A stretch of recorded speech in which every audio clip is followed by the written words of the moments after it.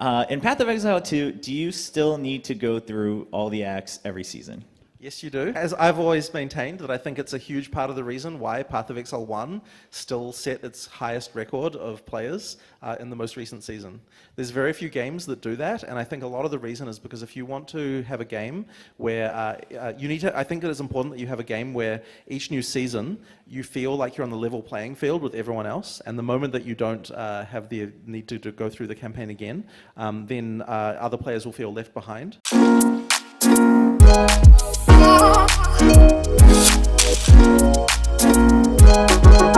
Existence is a thing of beauty. Good morning, good evening, or good night, folks. I'm your host, Simon Redhanded, and welcome back to Gaming Redhanded. Path of Exile 2 is in full swing. There are interviews coming out left and right. However, this interview is a bit different. This was done through Kakao Games, which is Jonathan Rogers went over to Korea and he started speaking to the Korean audience, and I think that's really cool. However, the interview itself, I found it a bit hard to watch just because I don't like the flow of the translation in the English and back and forth. I didn't like how they did it. So what I decided to do was re-edit that interview with just the English parts. Hopefully it'd be easier to watch. But there were some great answers in here, some great questions asked. I love the enthusiasm Jonathan has for these interviews. I've been watching all of them, and every time he asks him questions, not only does he light up when he gets asked these questions, he gives you such detailed responses that there's no doubt they know what they're doing with PoE2, that it's going in the right direction, that you should be excited for the game. If you like PoE1, you should be excited. If you like PoE1 and tried it and you couldn't get past the difficulty, you should be excited. Even just like action RPGs in general, you should be excited for what's going on with PoE2. It's coming out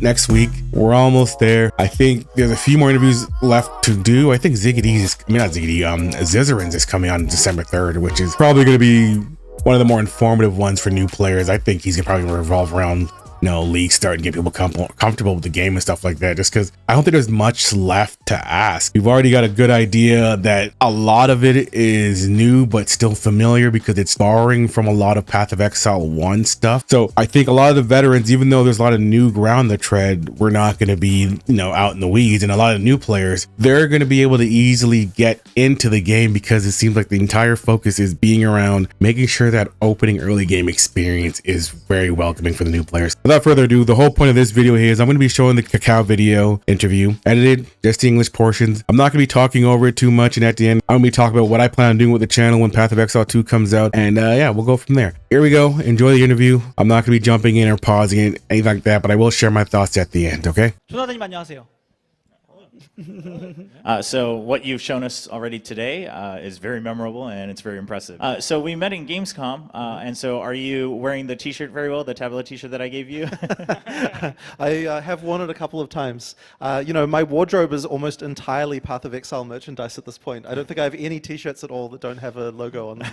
So the trend now in action RPGs is we've seemingly transitioned from what we maybe call Diablo-likes into PoE-likes, and to the point where other genres like roguelikes are also taking ideas from Path of Exile. And so with that in mind, how do you feel about that trend? And also, is it maybe just a little overwhelming that before PoE2 is even out, that there's this much attention? It's certainly, look, I think that taking inspiration from other games is something that everyone should do. Like, you should always be looking at all of the different games, even in different genres, and seeing what kind of mechanics could be interesting to use. So, look, when we're designing new leagues for Path of Exile, we're always looking at, like what's a mechanic from some totally different genre we could potentially use in Beautiful. So I have absolutely no problem with people looking at the mechanics that we're doing and taking them from us as well. This is just how creativity in the game industry works, is we all share our ideas. Obviously, with the launch coming up, it's pretty crazy. There's been way more attention than we even expected. I think that we're certainly going to set new records, I think, for how many players are playing the game. And I just hope that our servers can keep up. So when you look at PoE2 right now, how close is it to your perfect image or optimistic image of, ideal image of PoE2, if you could give it like a number, like a percentage? It's pretty close now, I would say. Like, definitely, like, if you don't count just the fact that we don't have all the content in terms of the gameplay and feel, I think we're definitely 90% there. The main thing, yeah, we just have to get all that content ready because it's such a huge important part of an action RPG that you need enough content to keep people playing again and again. And the other thing as well is that the next best action RPG, in my opinion, is Path of Exile 1, and we need to make sure that we can compete with it in terms of content as well. So one thing that some people have noticed is that it seems like mostly it is overlap in terms of like mechanisms or content from PoE1 to PoE2. So in the future, is the plan to always have this kind of overlapping where you're carrying things over from PoE1, or is it going to continue into completely separate development trees? We won't necessarily do that, but I think there will be some amount of sharing. It's actually quite nice for us to be able to, tell a story in two parts with PoE1 and PoE2. So a great example of that was the last League we released called Settlers of Kalgur, where we have, in Act 4 in PoE2, we had this city called King's March. And then we decided that in PoE1, we wanted to create a league that told the story of how that city came to be. So that's just something that's just a great opportunity when we've got these two games running at the same time. And I think that we'll probably continue doing some interesting things like that. But in terms of the overall gameplay and the way that it feels, the systems are quite different in PoE2 to what they are in PoE1. So we can't simply just take something from PoE1 and or PoE2 and move them between the games because they require significant changes to be able to, to work inside the gameplay system that each game has. So this is from the content creators that are attending today. So he's not sure if this was answered before since you had so many interviews globally, but obviously Mirror of Kalandra was a very iconic item and maybe even currency in PoE1. And he's wondering, first of all, does that item exist in PoE2? And yes. If not, oh, yes? Yes. Okay. 네, 일단은 존재한다고 하네요. But are there other items that you think are kind of at that similar level where the moment you see it, you're like, this is it. Like, I won. Well, hopefully we can design some good unique items that are like that. And ideally from the pinnacle content, we really want all of the uniques that come from that content to feel like you absolutely must have them, in order to make it actually worth doing that content. So I'm hoping our designers are able to come up with some really awesome uniques. And I think what we're doing with uniques as well in PoE2, they can be a lot more interesting, especially with things that can add skills to your character and things like that. So there's quite a lot more a unique can do in PoE2 than in PoE1. 제가 그 패스 오브 엑자일을 10년 넘게 했는데 아직 칼란드라의 거울을 한 번도 못 먹어봤거든요, 땅에서. 패스 오브 엑자일 2에서는 먹을 수 있을까요? So 10 years and he still hasn't seen the mirror drop. So do you think he'll have a chance in PoE2? Well, I've never found a legitimate mirror before either. 조나단님도 직접 찾으신 적은 없군요. But I did have one drop one time when I was using cheats. But I didn't cheat to get it, but I just was killing the monsters with a cheat and I got one. So that's the only one I've ever seen actually drop 그 before. 아이템을 받으려고 한 건 아니고 이제 테스트하면서 치트키로 좀 다른 걸 테스트하고 있었는데 그때는 딱 한 번 보셨다고 합니다. 제 생각엔 이 정도면 네, 뭐 거기까지만. 네. So this question is about kind of the timing. So what is maybe the timeline for early access updates within early access, and then also kind of what's your outlook for the final release, the full release? So I think that it will take, for the second part, I think that it will definitely take us at least 6 months, but maybe a little bit more to be able to get out of early access. I certainly don't want it to take more than a year. I do want it to be next year that we finish. But as far as the content update goes, it's a little bit hard to say how long. Our original plan was to kind of do them every couple of months. But the studio has been it's been a lot of work to get to the point of this release, and so we need a little break, I think, around Christmas before we can work hard again. So I'm not exactly sure when the first one will be, but the intention is effectively to have them every few months. It should feel a little bit like the League updates in PoE1, where they come relatively frequently, and our intention effectively is to add more classes and also more content, the rest of the acts and so on, basically, as we go through.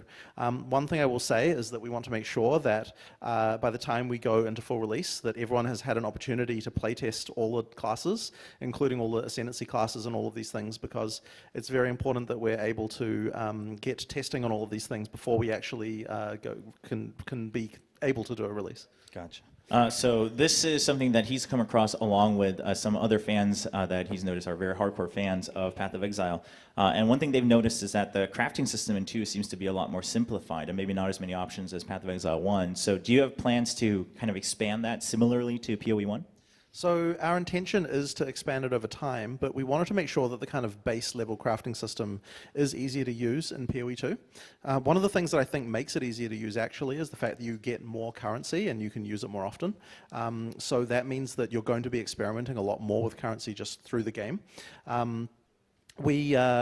have different options than what were available in PoE 1. So I think people probably will take a little bit of time to get used to all of these things.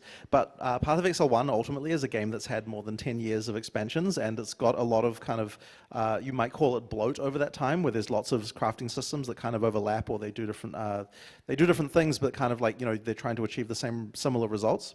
And we wanted to kind of unify some of that stuff in PoE 2 in order to make it so that there was just a little bit less of those things that you would need to know about. But obviously, as we add more and more content, and all of these need to have new player power and so on, there will definitely be more options over time. And we're also leaving some design space as well for us to be able to add things in the future too. It's also worth mentioning that we still have more sequels to Path of Exile 1 leagues that we want to add to Path of Exile 2. And when we do those, there will often also be sequels to some of the crafting systems that they had as well. So in Path of Exile 1, one of the troubles they had was that new currency kept getting added and added, and it seemed overwhelming. So can we expect maybe slower additions in PoE 2? It's a little bit hard to say. I mean, ultimately, anytime we add something, it comes down to does it seem cool to us? And if it does, then we add it. So, look, we're trying to make sure that it's a little bit more simplified on a base level. But look, as you add content, you need to add new features, and people want these things. So, I'm sure 10 years from now, there will be it will feel very complicated again. Okay. So he took some time to kind of gather some different opinions on what would be best to ask you when you had the opportunity today. And one thing that came up continuously was about controller support. Given that it's WASD, some people, they don't like it as much on keyboard, so they would like to use a joystick. So first of all, how much, if at all, is the controller support better in PoE 2 compared to PoE 1? And also, how close would you say it is to perfection right now? So it's way, way better than Path of Exile 1 was. We've got a team now who actually, that's what they spend their time doing. The main thing is that, like in terms of not being perfect, is that every skill requires a lot of specific work in order to be able to actually feel good, especially at endgame.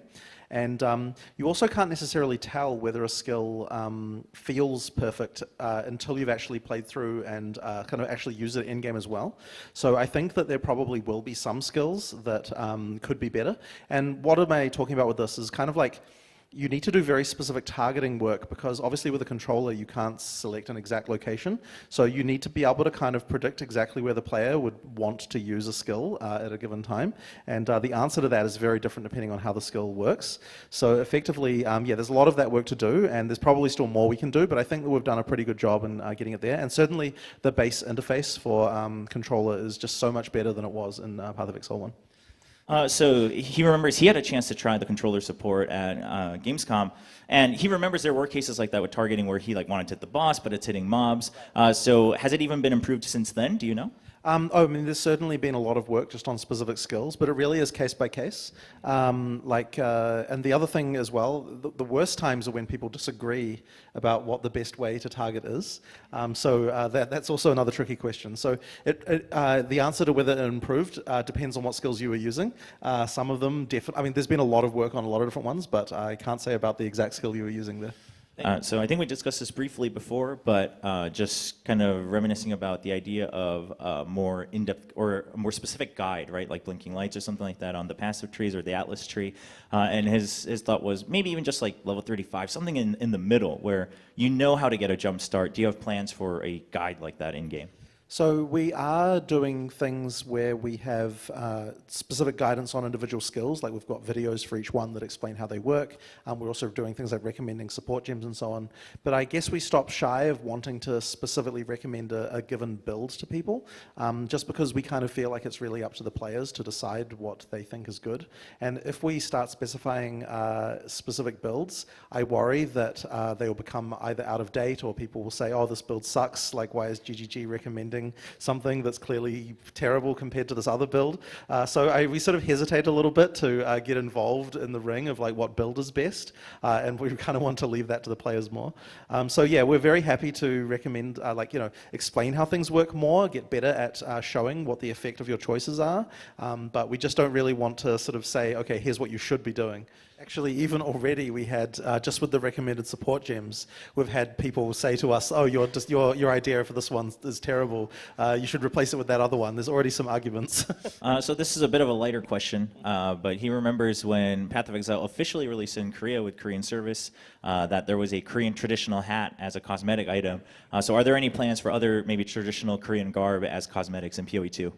I'm sure that we'll get to doing something like this, but one thing to mention is that those items that you had from before will still work in PoE2, so if you would like to use them. I don't know if that particular one will work at the beginning of early access, but by full release, every microtransaction we ever had will work, so you'll still be able to use those.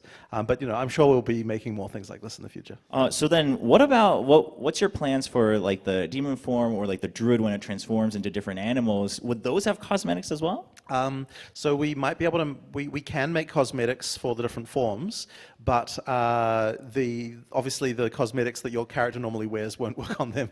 Okay. Yeah, so you can't make your bear wear armor that way. Anyway. Gotcha. But it would be a separate thing that you're yeah, but we can do separate things, and we are planning on doing some of those too.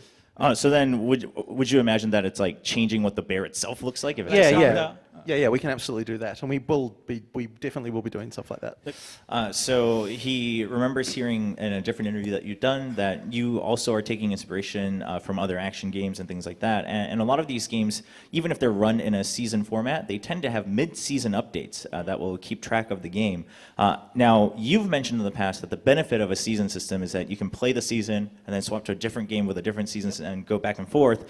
But what happens when maybe the season update you had, whether it's something like in PoE1, like the KALANDRA League or the Necropolis League, where it just wasn't received as well? Would you be open to this idea of mid-season updates to kind of amend what has already happened in that season?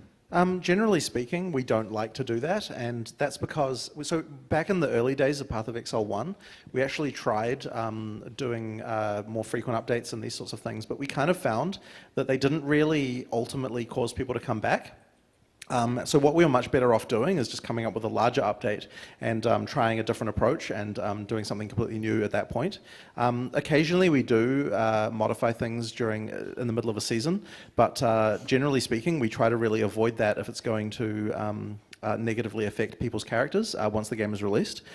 So effectively, yeah, it really is much better, we found, to go all in on like having a larger update every 3 months than it is to kind of do smaller changes in the middle. That being said, I'm sure that when we first launch PoE2, there will be many things that we get wrong that we will have to update very quickly. So I'm sure the first couple of weeks there'll be many small updates just to tweak numbers.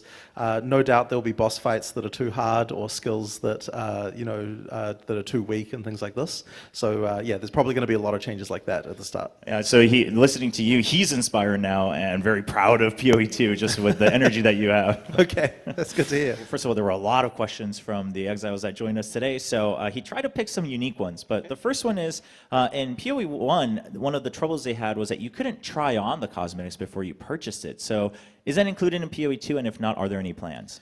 So actually we do have a completely new store in Path of Exile 2, and that store does let you see the items on your character before you buy them, and it also allows you to see like a close-up of your character and this kind of thing as well. So yeah, we've actually done quite a bit of work in that area, so I think players will probably have a much better time with that.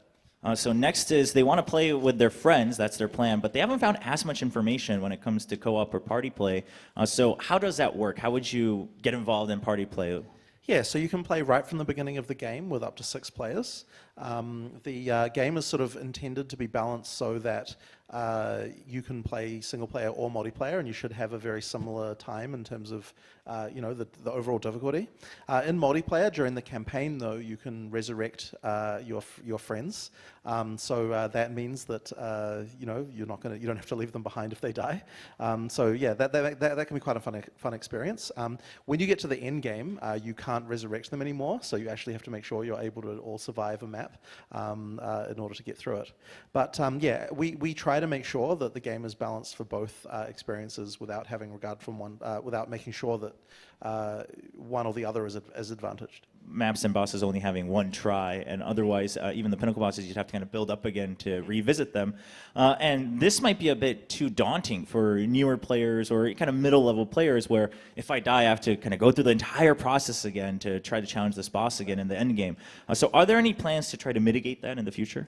So I think if you're talking about the actual pinnacle bosses, the intention really is that that is the content that only the very good players are able to achieve. That's kind of the what pinnacle ultimately means.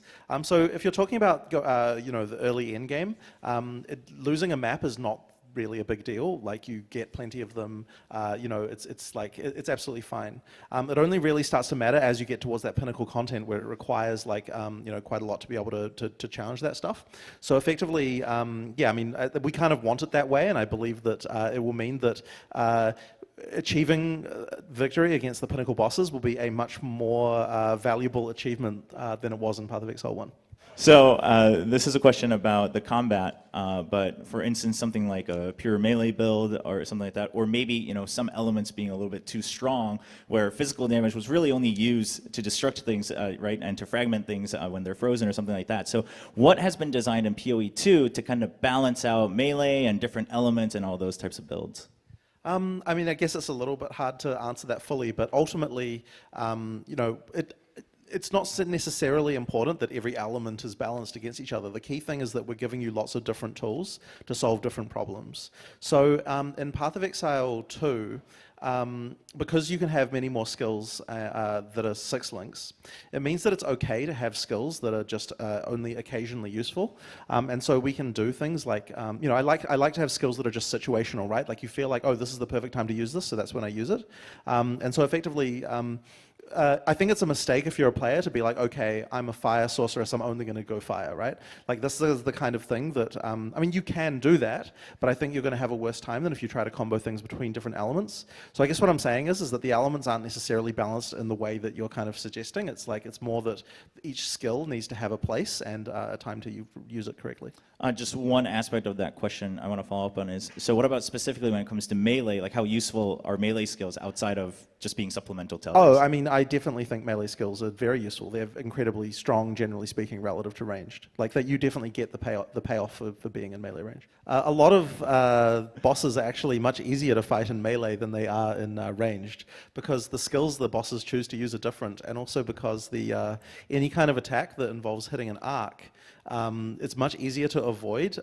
So for example, with the boss I was just fighting, which I did admittedly die to, it's actually much easier if you stay very close to the boss, because his abilities, when he's targeting you, you can dodge around the boss very easily when you're very close, but when you're far away, it's actually much harder to dodge those abilities. So melee is actually quite an advantage in that regard too. So Path of Exile is known for its economy in some ways, and it's very detailed and it's very complex. And you've done quite a good job in kind of creating this capitalism economy amongst themselves in the barter system. So is there anyone on the team that majored in econ, or maybe you have a team that's dedicated to how to manage the economy? We don't have a dedicated team or anything like that, but I think that, look, we've always been huge believers in the sort of free market economy in these games. I think it's what really gives items the value that they have.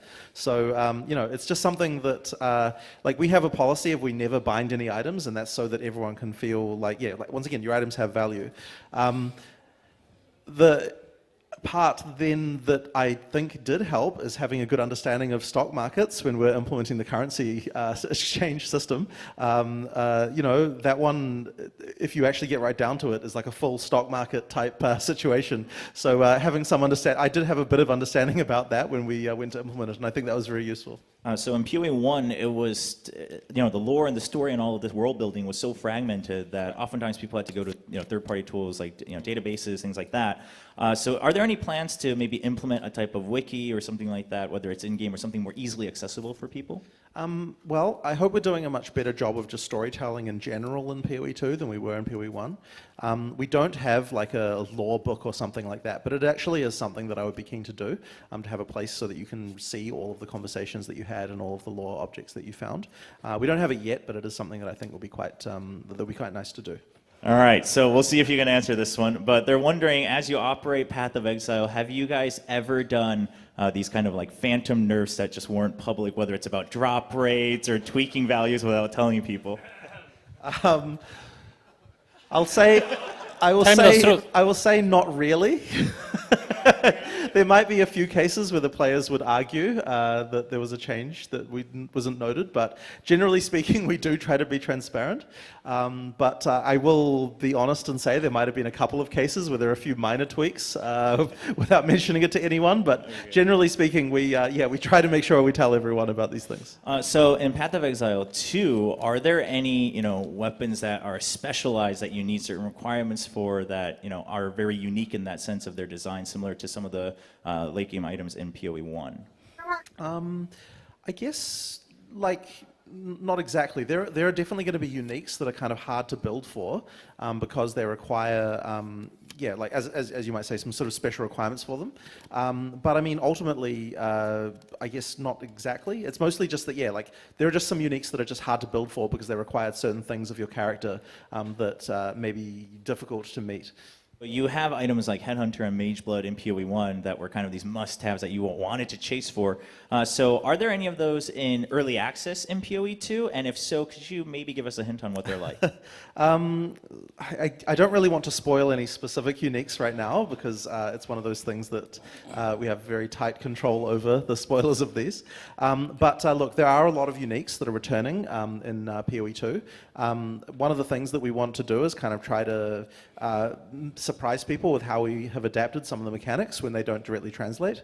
I don't think that we have a Mage Blood replacement at the moment because obviously the flask system changed quite a lot last minute. So we don't have that one yet, but there are, I know I probably shouldn't say anything. But obviously, look, we want to make really chase uniques, that's our goal, so hopefully you'll enjoy the ones we have put in there. So when it comes to skills that are just underused or maybe forgotten, what are your plans? What's the philosophy, and how do you patch those? How do you update them? How often? Well, I mean, so every time we do a patch for Path of Exile 1 as well, and what we will do in PoE 2, is we always look at the various data websites that exist that sort of show you what things are popular and what things aren't. And we're always focusing on the things that are underutilized in order to buff them. So I have no doubt that we'll be doing the same thing in PoE 2. It's much better to buff the weak things than it is to nerf the powerful things. People obviously feel a lot better about that. So ideally we can do that. But I will say though that it's okay for there to be in PoE 2 for there to be some skills that don't see a huge amount of use. We design the game a lot like how when you're making a game like Magic the Gathering, like a card game, where some things exist to be combo pieces that maybe they have not found the rest of the combo yet. And so it's okay for things like that to exist so that people later on, people realize what the use is, or we add a unique and it adds a use for it and these sort of things. So it's okay to have a few underutilized things like that just to exist, to be interesting things for people to discover later. They're not quite sure if you really prefer buffs over nerfs from their experience. I don't think so. So PoE 1, it's kind of infamous for needing so many third-party tools. So you've continuously said that you've really tried to fix or amend a lot of that in PoE 2. So could you give us a detailed example of what's changed to mitigate that? So the main thing that we're trying to do is provide better information in the game client for the items that you have. So there's a few ways we do that. So one of them is just the hovers that the advanced skill information that you can get from a skill. We show a lot more information, something that you might ordinarily have needed to use a third-party tool to get. This includes things like information about minions and information about all the different components of a skill, like these kinds of things. So we're trying to be a lot better with that. The other thing as well that we're doing is when it's possible on the skill tree to see what effect that a given skill will have on your character. So it's a lot easier to sort of find out how that works in advance as well. What I will say though is that I'm sure that people will still want to be using things like Path of Building, because what Path of Building lets you do that we will never let you do is try out a build that you don't have the items for, and that's something we would never want to allow people to do, but yet obviously people will want that kind of thing. So I'm sure those tools will still be things that have a use, and some people will say that those tools are mandatory, but I guess I don't fully agree with that, because I think that the game is one where you want to explore and find the interesting combos. So I guess that's our position on it anyway. Oh, and by the way, people who work on those tools have been an amazing source of new game developers for us, because they already understand all the stats already. So PoE 2.cap was capped at 30 million, but was that going to increase? I actually don't really know the answer to this question. I believe that the cap for this was not really like a game design thing. It was more of a technical thing with how the stats are represented internally. So I think it's kind of one of those random things. Hopefully it wouldn't be necessary anymore. But ideally you shouldn't run into these kinds of problems. It was more of just a technical issue. So mounts. So are there any thoughts behind mounts and how those might be implemented or used? So we do have the one rower mount that's used on the Ranger mostly, but we don't have any others at the moment. They're not like a general system, if you know what I mean, like they're used for specific purposes. I think it would be cool to add more later on, but you know, we've got a few ideas for what we might do, but for now we just have that one, and that will do for now, I think. Any ideas on how that can be continued to be developed, even just the one? I mean, like for that one mount, but what it does effectively is allows you to bypass the other slowdown that you would normally get when you're firing arrows, and so that one, like doing that is like, to be honest, it's like very overpowered. We need to actually be careful that the downside is good is enough, because yeah, it really makes you very, very fast.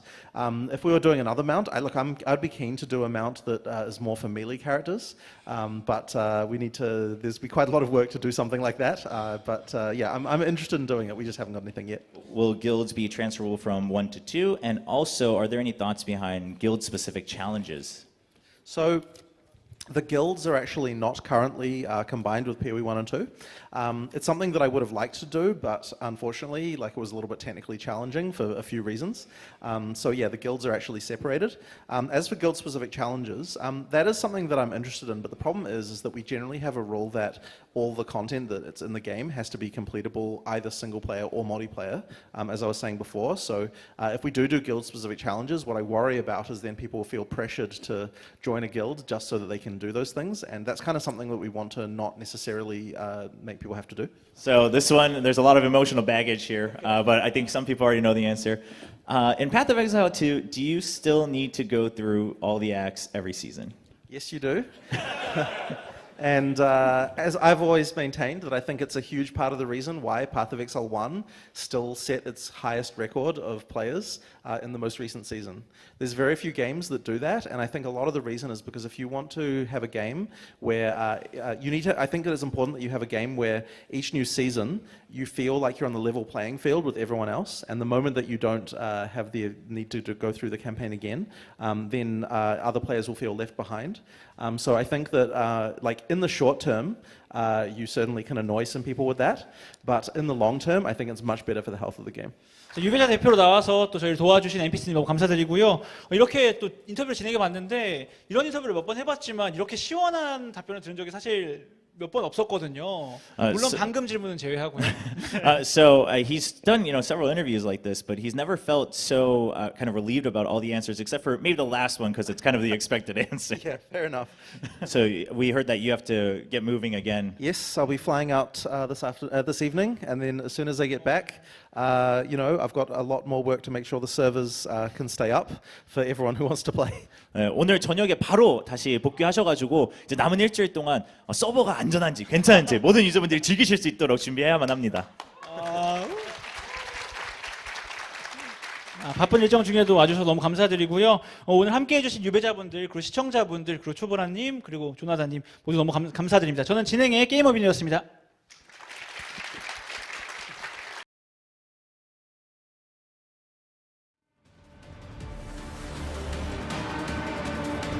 All right, so that's it. I thoroughly enjoyed that interview. There's certain segments he talked about where I really agreed with the plans they're making. I like their decision to not implement path of building. There was a time where I thought, this probably should be part of the game. I think the plan they have to have the ability to upload builds and kind of show like a skeleton that overlays over the ascendancies, I think that is the right direction. I use path of building every league. I personally hate path of building, and I hate path of building because I think it's the reason why a lot of players fail their builds. A lot of new players. I think it's a tool for advanced players, but only advanced players.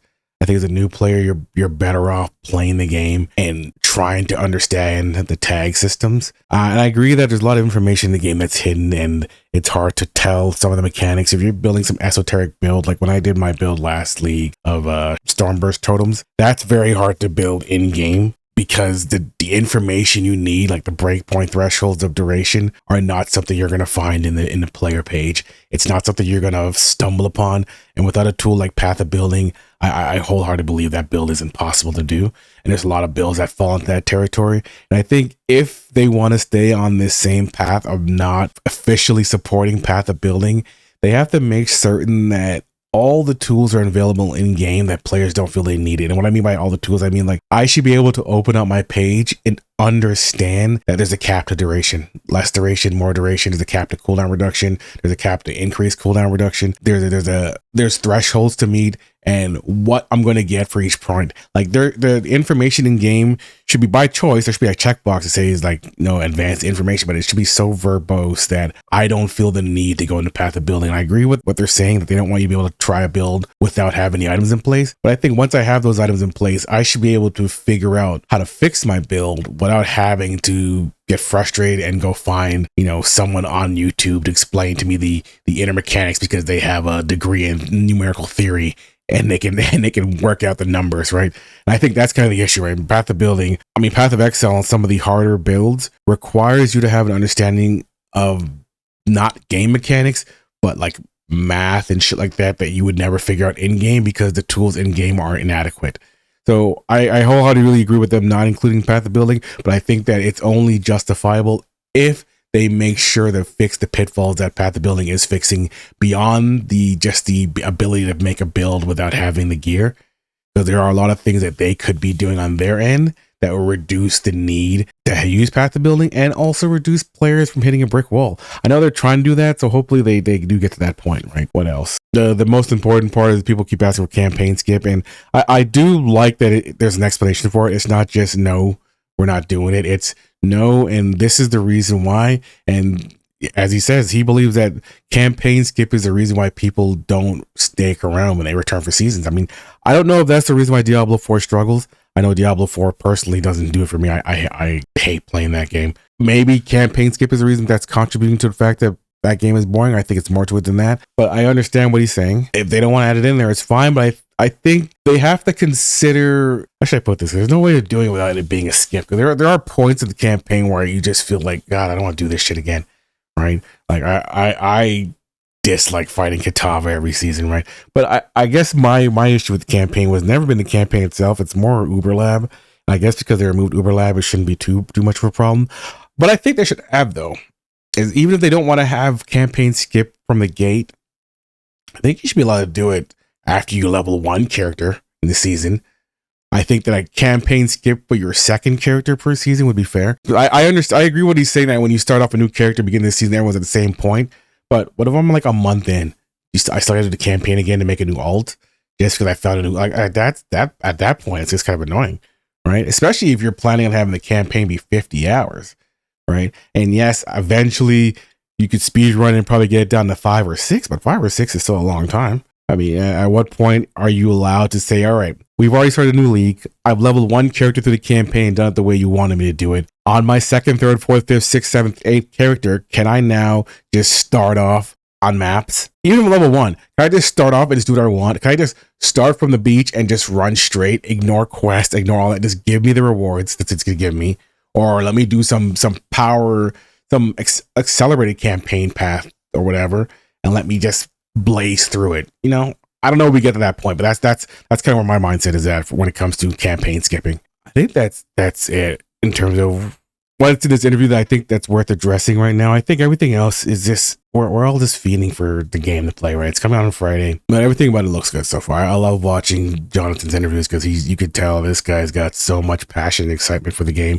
I think the only person more excited for Path of Exile than the community is Jonathan, seeing us play the game. That's why I like watching his interviews. Like you could tell that dude's like, he's doing that on his own. He's like, as many interviews you can get me, I want to go do them. He's not doing this campfire bullshit.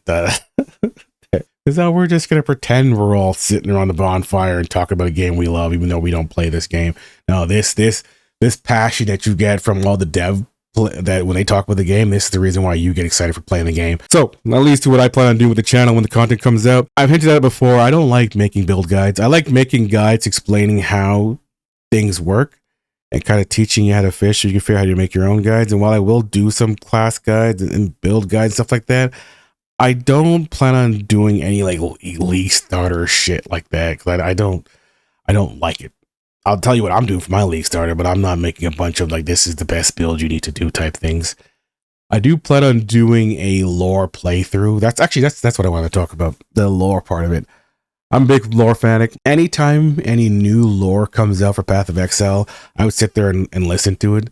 And I always used to make this joke with my brother, the fact that if you didn't play Path of Exile from season 1, you have no fucking idea what the story is. Because every time they added a new mechanic, they don't link the lore together. Like, even though the lore is consistent, right? It's there. It's just that when they added new mechanics or they remove old mechanics, the lore doesn't get updated with it, right? So like, if you played from season 1, you understand who the Shaper is and who Xana is and why you're mapping and all the rest of that stuff. You even understand who the Elder is. And then they added in Cirrus and the Conquerors, and they shifted the Cirrus and the Conquerors to being the exiles who fought the Elder, and then the Elder is still chasing Shaper, and then you just get Xana, and you're just kind of like, what the fuck is going on? And you don't really understand who they are. And then now if you play, you get the Maven, and then the Maven shows up, and you're like, who is this chick? You know, and then the Maven is the Elder, and then now we get the Searing Exarch and Eater of Worlds. And then you're just like, when you go fight these guys, and they're the main mechanic, and all of a sudden you get fragments to fight Shaper, and then all of a sudden Shaper ganks you on your map, and you're like, who the fuck is this? And there's no through line to explain who Shaper is, right? And there's no through line to explain who Elder is. And then all of a sudden you go get in the Elder room, and then Xana's standing there, and you're like, who the fuck is this lady, right? And so it's like, if you're a new player, you have no idea why you're fighting Elder, why you're fighting Shaper. If you're a new Settlers of Kalgur player, you have no idea why the fuck you're fighting Cirrus, because they don't have any.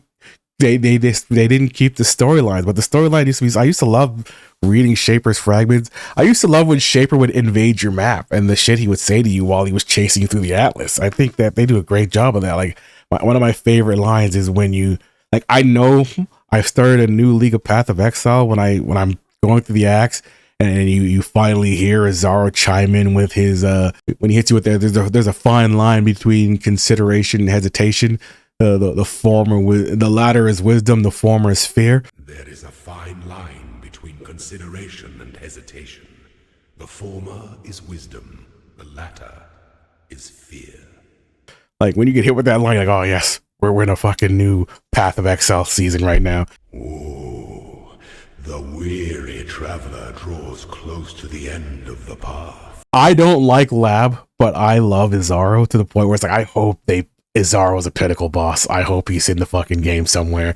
I don't like doing Lab itself, but I wouldn't mind doing a truncated Lab pinnacle dungeon that the last boss is a juiced up Azaro who finally fights you properly. And it's not just like, this is trading wheels. Like, no, he's going to show you why he's the emperor type deal. I really hope they consider doing the Zaro properly. So for my channel, what I plan on doing is my first run is going to be a lore run. I'm going to be covering all the lore points. I'm going to try to do it in a cinematic way. I am going to be talking a bit, but I'm going to try to keep it kind of a somewhat cinematic presentation with whatever class I plan on running first. I'm going to be covering all the lore points in the game, trying to summarize the story and make sure it makes sense by the end of Acts 1, 2, and 3. And then when eventually it happens, 4, 5, and 6. And then I'm going to cover all of the lore tablets and all that stuff that show up. I'm going to make sure I cover all those things. I'll probably try to show you where they are, but I'll probably just try to, the main focus would be to keep it a consistent and cohesive story. So if you just want to listen to the story, Path of Exile, you'll hear all the voice notes and all that stuff through my videos. So yeah, I'm super excited for Path of Exile. I'm super excited to see where this is going. I'm going to be doing a lot of Path of Exile content. I'm not going to call myself a Path of Exile specific creator, but I'm definitely going to be putting a lot of time into Path of Exile. And there's going to be a lot of content coming up front because, you know, it's new. There's no season, and all you got left to do right now is just become a student of the game and get to know as much as you can, so you can help people by giving that information and translating it into English, because Path of Exile needs some translation, just like this interview did. So that's the goal. I'm looking forward to it. Hopefully some of you guys want to come with me on that journey, and you want to subscribe to the channel, hit the like button, all that good stuff. You're gonna be seeing me around a lot. You're gonna be seeing me on that feed. Have yourselves a good morning, and this is the video you watching me today. A good afternoon or good night.